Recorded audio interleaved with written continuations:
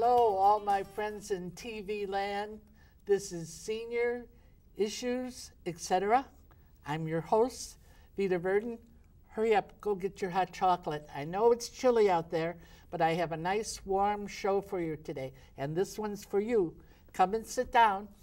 Now, the subject matter of our show today is this right here, our eyes. They're so important, and what I have is the best doctor in the whole Chicago area, probably the state of Illinois, who knows, probably the whole country. Do you know the reason that I know this and I can guarantee it? Because he's my doctor.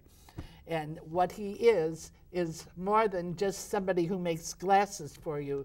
He is a doctor of ophthalmology, and he's going to explain what that means. And I want you to sit back and relax as I welcome Dr. Joshua Herz to the show. So good to have you here today, Doctor. Thank you so much for inviting me, and thank you for that very warm introduction. That was very nice of you. Now, what I know them out there. We've become friends after all these years. So what they want to know is the lowdown on you. Who is he? That's what they like to see. Now, okay, this guy is up there. Who is he? Where does he come from? What does he do? So let's start with that. Okay, so I'm an ophthalmologist. I practice in Glenview, Illinois, at Glenbrook Hospital for North Shore Medical Group. I was born and raised on Long Island in Roslyn, New York. Oh, wow, and you moved here. I moved all the way over to the Windy City. Yeah, so I was born and raised there, went to college at Albany, New York. Then for medical school, I moved out here. I went back to New York for residency and then moved out here to practice. I've been in practice about 8 years now for North Shore. We are so blessed to have you, to have somebody of your caliber. Now, are you married? I just recently got engaged, actually. And what is her name? Her name is Alexa Schumacher. Okay, you look right there. And I don't like any piddle-paddle. I like great big smackers to her, right there. Well, Lexi and Ava, love you both. Oh, that is good. So you're soon to be married? I'm soon to be married. Sorry, all you out there, he's already taken. See, the good ones are snatched up fast. Now, we want to, first of all, what we want to have a definition of that is such a long word, ophthalmologist. You know, it's hard to get it all out. Exactly, in plain English, what does that mean? Well, ophthalmologist specializes in diseases of the eye, medical and surgical. So unlike an optometrist who usually may do glasses and contact lenses, we do diagnose and treat. So surgery for cataracts and any diseases of the eye. And so that you specialize in this, that this is a specialty. So there is a differential between somebody who just makes glasses and gives you an eye test and a surgeon. There's a world of difference because one is a surgeon, right? Correct. We have to go through medical school, and after that we do residency, and then some of us, including myself, do fellowship. So it's a lot more training. A lot more training. How much more? How many more years of training? Well, 4 years of medical school, 4 years of residency, and then it's a 1 or 2 year fellowship. So after college, it's about 10 years, 9 to 10 years. After college, it's 9 or 10 years. Correct. Well, that's a long haul. Correct. That's a long haul to come out. You must have a passion for it to stick it out for that long haul. Absolutely. I love what I do. Wouldn't trade it for the world. I think it's the best job in the whole world. Well, let's start with going over some of the diseases that affect the eye. Now, I have bore myself open to the camera, so they know most of my illnesses, and that I am a diabetic, and I do have. We'll start with the first one that I have, which is retinopathy. If you could go through an explanation of that. What retinopathy is basically a disease of the retina, the back wall of the eye. Very commonly, most commonly, it's due to diabetes. And what happens is we get bleeding and swelling and fluid accumulating in the back of the eye that could cause loss of vision. Now, what I had was due to the retinopathy, I had bleeding in the back of my eye, and then with this bleeding, it dried over my retina, and so then I had to have I had to have treatment for that.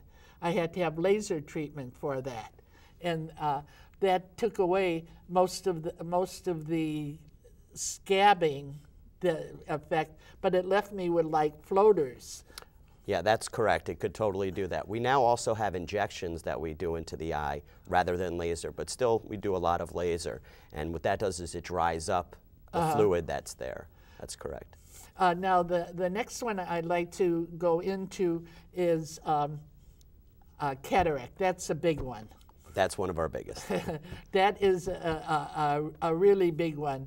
The thing I'd like to ask about cataracts, is this just all due to aging, or do younger people have cataracts?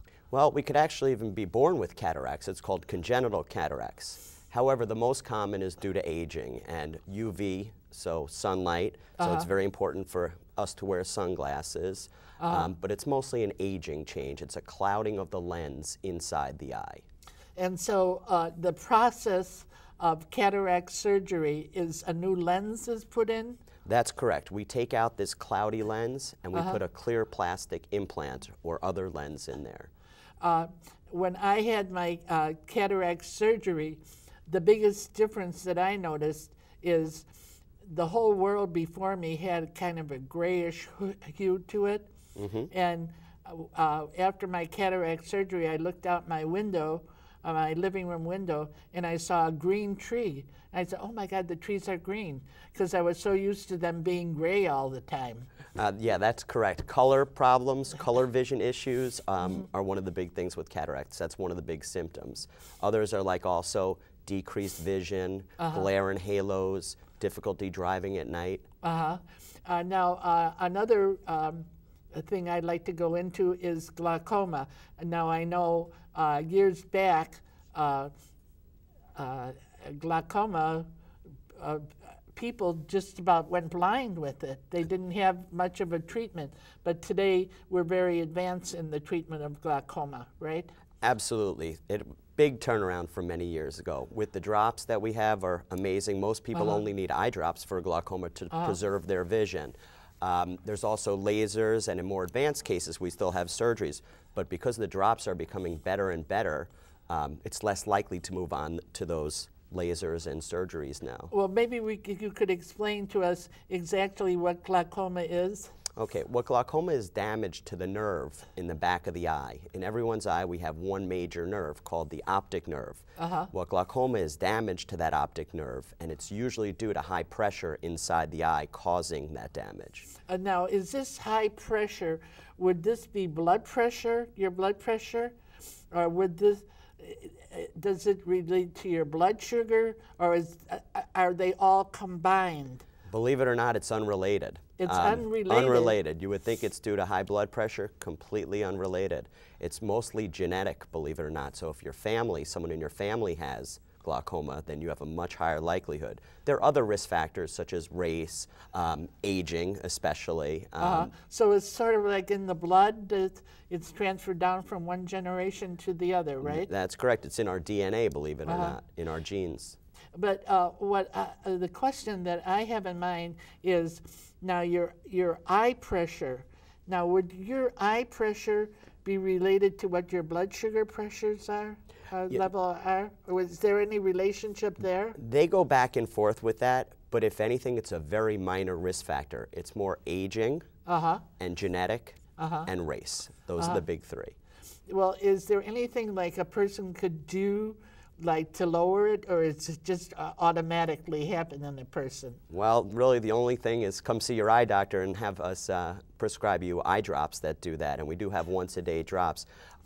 Don't stand on your head would be my only advice. That's the only thing that would raise your pressure, but unfortunately there's nothing we could do. I don't know too many seniors that stand on their head. Of course, there is one piece of apparatus of machinery that people do that it's like a board and you slant it on your head. And you know, that was a question when I saw that advertised. I thought, I wonder if that's really healthy for you, but now you brought out the answer to it. That would be the same theory that, you know, putting your head upside down, you know, below your waist is not a good idea. It is the only thing that we know that raises intraocular pressure inside the eye.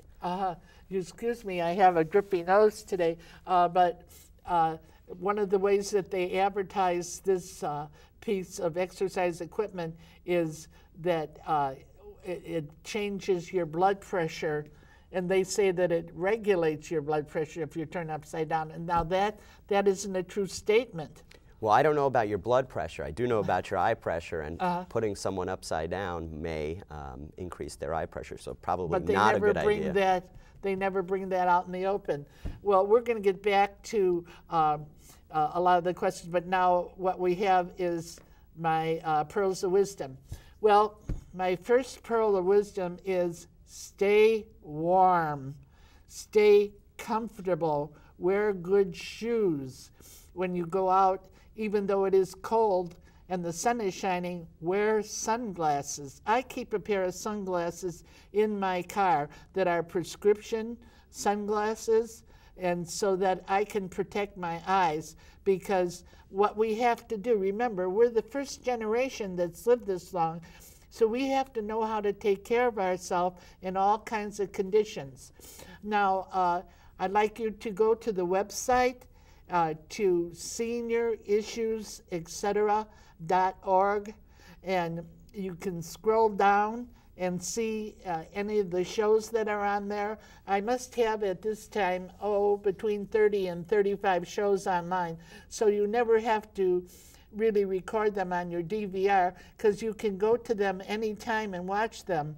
And you can see all of the crew here, and it'll tell you all the show times in the different areas. And I'd like to welcome a new affiliate. We have Lake Forest and Lake Bluff have just signed on. You'll be able to see this show at Lake Forest or Lake Bluff 3 times a week. If you go to the website, it'll tell you the station and it'll tell you the time. And we're just setting up our Facebook account, and I want you to be able to go on to Facebook, and I want to hear from all of you, because you know you're the ones out there that have made this show popular and have helped in our expansion. You know, we're seniors, and our mission statement has always been to give voice to the voiceless, and we certainly have given voice to the voiceless. And when we started, you know, we had to box our way through it, but now it seems to be open ground for us, and we have come into our own. And when we started, we were in the minority, but now the latest statistic that I have found, 1 out of every 5 person on this earth is a senior. So we constitute a big voting part of our population. Now, I want you to go on to Facebook and ask us all the questions. If you feel that you have an idea for this show, you can contact me. My telephone number is seen on usually the bottom of the screen. I don't know if it's on now, but you can also email us and contact us in any way. If you feel you have a guest that you would like to have on the show, or you would have an idea, or you'd like to come and see the show and how we do it and become a part of our crew, you can contact me, and I can arrange for you to come and see one of our shows, because we're open to you and we're open to what you want. This has been in we're in the northwest suburbs of the Chicago area, one of the hardest winters on us. So there are certain precautions you have to take. Remember, take your medication on time and read all the details on your medication, because I have a crew member here that had suffered from dizziness, and a lot of it he attributed to vertigo. But as he read the details on his medication he was taking, that some of the side effects are dizziness.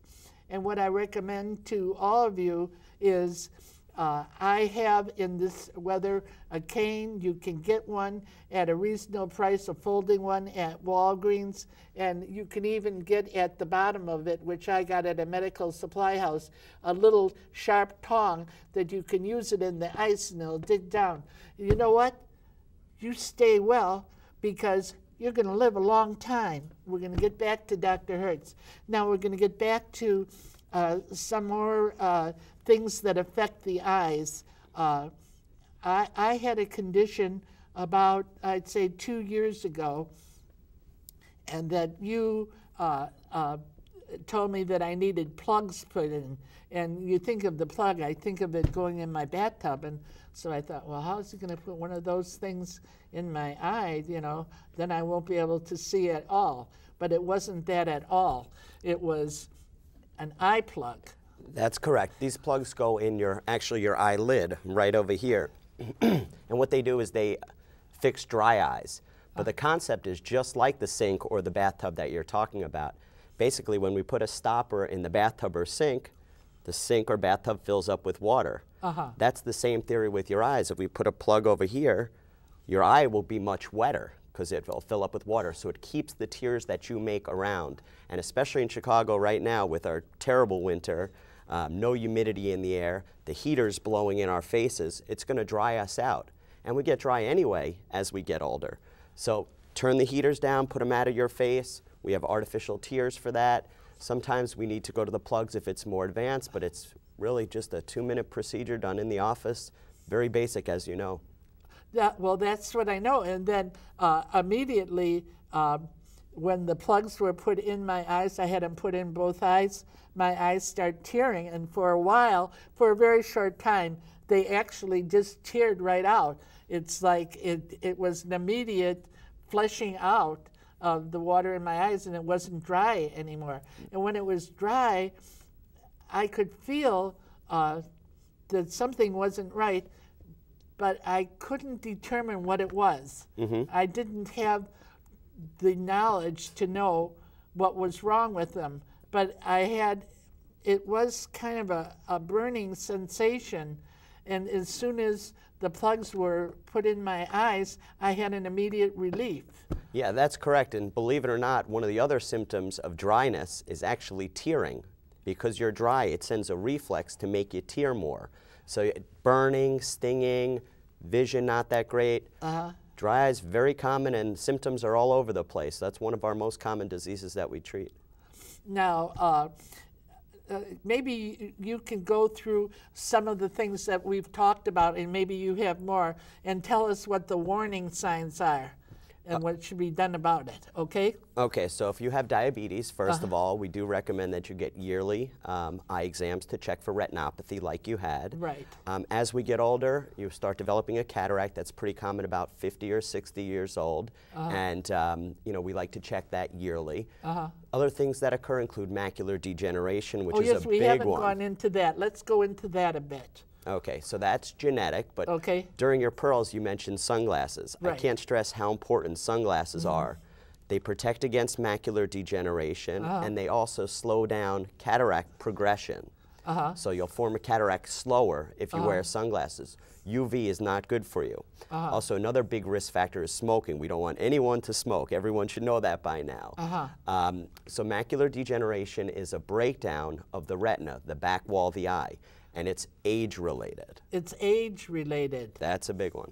But they have done wonders now with macular degeneration, where in the past, the person just lost their eyesight, right? That's correct. And we now have these new injections, like we talked about for diabetic retinopathy, for swelling there, that could, if you develop the wet form of macular degeneration, it's treatable. We also have these high-dose multivitamins, and you could get them at Walgreens. They're called AREDS, A-R-E-D-S. Say that again. So they're what are they? They're high dosage of certain multivitamins that will decrease your progression of macular degeneration in the moderate form. So and you can get it at Walgreens, You could right? get it at Walgreens. Over the counter? They're over the counter. Ask your doctor first, your medical doctor, if it's okay that you're taking these high-dose multivitamins, but they're called AREDS, A-R-E-D-S, 2 multivitamins, and there's tons of companies that make them now. And is there any other disease that we should go into? Well, glaucoma we covered a bit. Cataract's another big one. We talked about dry eyes, macular degeneration, diabetic retinopathy. These are the major ones that we deal with on a daily basis. Now, does diet have anything to do with the condition of the eyes? If you eat a healthy diet, a healthy, balanced diet, that is one of the best things to prevent diseases of the eyes. So these supplements that they try to sell you as a kid or something like that, or you don't really need them. Just eat a balanced, healthy diet, and that's good for all of us as well, especially as we get older. Person. Absolutely, especially as we get older. Well, I know with a diabetic, someone like myself, if I eat too much sugar, if there's too much sugar, then that does affect my eyesight because it affects my blood sugar. That's correct. That affects my eyesight. That's correct. So I try to be really careful about that. So let's summarize this. Now, for preventative measures, then it's a healthy lifestyle, really. That's correct. No smoking. Wear sunglasses when it's sunny. Eat a balanced diet. If you're diabetic, keep your sugars in control. That's one of the most important things for all-around body. But that's pretty much it. Yeah, for preventative stuff, just keep things that you already know, things that people already know. And one of the other things that I like to mention, because I think people have a fallacy about this, is they'll go and have an eye test, and somehow they don't make the distinction that this is not an eye doctor. And so, in having an eye test, they think, okay, well, I had my checkup. That is not an eye checkup. That's correct. Basically, when you go to these big stores such as Lens Crafters, Pearl Vision, they really don't do what we do. Most of the time they don't dilate you, which is to check the back wall of the eye, the retina, like we talked about. What they do is they check you for glasses and charge you $40. No, your insurance and Medicare covers a real dilated eye exam by an ophthalmologist, such as someone, myself, or there's plenty of others out there as well. But you want an ophthalmologist to do your checkup. Yeah, now you treat more than seniors, I know that. So now, would you go into some of the other areas that you treat besides seniors? Sure, I do anywhere from children's eye exams at 12 years old all the way up to 100 plus at this point. I also do LASIK, which is changing the shape of the eye to try to get people out of glasses. Well, could you go into that a bit? Sure. Because I've had some questions on that, and none of us really understand it. Okay, so what LASIK is a procedure to reshape the front of the eye. So instead of doing glasses, if you use a laser to reshape it, the light rays in the eye get focused on the retina. So it's just like putting a contact lens in, but we're actually using a laser to change the shape of the cornea, the front of the eye, to get you out of glasses. Is that like a form of surgery? It's a laser procedure. It is technically surgery. It's a procedure. It's a very quick procedure. It takes about 10 minutes. 10 minutes? And the next day, people will not have glasses. You may have nieces or nephews or sons or daughters who may have had it done. It reshapes the shape of the retina or the whole eye? Well, not the retina, the front of the eye, the cornea. The cornea. So just that clear part when you look to the side in the mirror, or you look at someone, you'll see a curved surface. That's what that is. That's your cornea. So it changes the shape of the cornea. And then how about if they want like an eyelid raised or something like that? Do you do those kind? Okay, so I personally don't do them. There are people, and we have one in our practice that does them. That's usually an oculoplastic specialist. What is that now? What they do is they specialize in disease around the eyeballs. As ophthalmologists, we're more eyeball doctors, but oculoplastic specialists, they'll fix lids. So if your lids are drooping or we have excess skin hanging, that's very common in the older population, elder population. So would that be considered like a form of plastic surgery? Or no? Technically, you can consider it plastic surgery, but if it's interfering with your vision, it's called functional, and it is plastic surgery, but that's actually covered by your insurance because a lot of people lose a lot of their vision because of skin overhang and stuff like that. Well, now what I'd like to do is tell people, I know that they need to have at least a yearly eye checkup, and that's not with just getting your vision checked. That's correct. So you need to do it with a ophthalmologist. That's what we would suggest, correct. And for seniors, your Medicare does cover it. Medicare and insurance covers eye doctors, all, ophthalmologists. Almost every insurance covers ophthalmologists. It's just like going to your primary care physician. So we do recommend yearly, especially as we get older. And then how often should you have your prescription on your glasses you're checked to see if you need like a new prescription? What would your recommendation be on that? That's probably less needed. It's not harmful if you have the wrong prescription or a little bit wrong. It's not harmful at all. It's just you're not going to see as well. So basically, you could probably do it every 2 years. You don't need it. The trick is if you're not seeing well, you have to go see an ophthalmologist, whether it be that you need glasses or they could determine there's something in the back of the eye such as macular degeneration. If you notice your vision decreasing, go see your ophthalmologist. Also, yearly eye exams for just general seniors. Now, on the cataract surgery, like a person would notice colors are fused down, right? That's one of the symptoms. Another is blurry vision, so your vision wasn't as good. You can't drive at night. The headlights bothering you with oncoming cars, glare or halos. Those are all big symptoms, but the one you had was color discrimination. Color discrimination. I know I've seen a couple of things advertised on television that I wanted to ask you about. One is a thing that drops down. It's like a lens. It drops down, and it's to prevent like sun from coming in or flashing lights. Do you think any of these work? And then there's other is an eyeglass that you can wear. Yes, there are absolutely eyeglasses, and you could even on your eyeglasses ask for something called an anti-reflective coating. What that'll do is block some of the light that comes in, so it'll decrease your glare. Now, did you hear that? It's called an anti-reflective coating. Yep, on the glasses, correct. Now, one thing I'd like to ask you is, where does your passion lie? What gratification are you getting out of the type of work that you've chosen? I mean, look in the camera. Okay, it's absolutely unbelievable. To make someone who can't see, to make someone who wants to get out of glasses or contact lens, maybe a sports player, something like that, and they can't play their sports because they can't wear glasses. We do LASIK, stuff like that. But to absolutely fix someone and to diagnose someone who can't see has just made this the best career choice possible. Well, you know what time it is now. When you out there, I'm talking to you, you're the one, come to the end of your rope, you tie a knot and hang on. You know why? Because the best is yet to come. God bless you. We love you. Catch the spirit.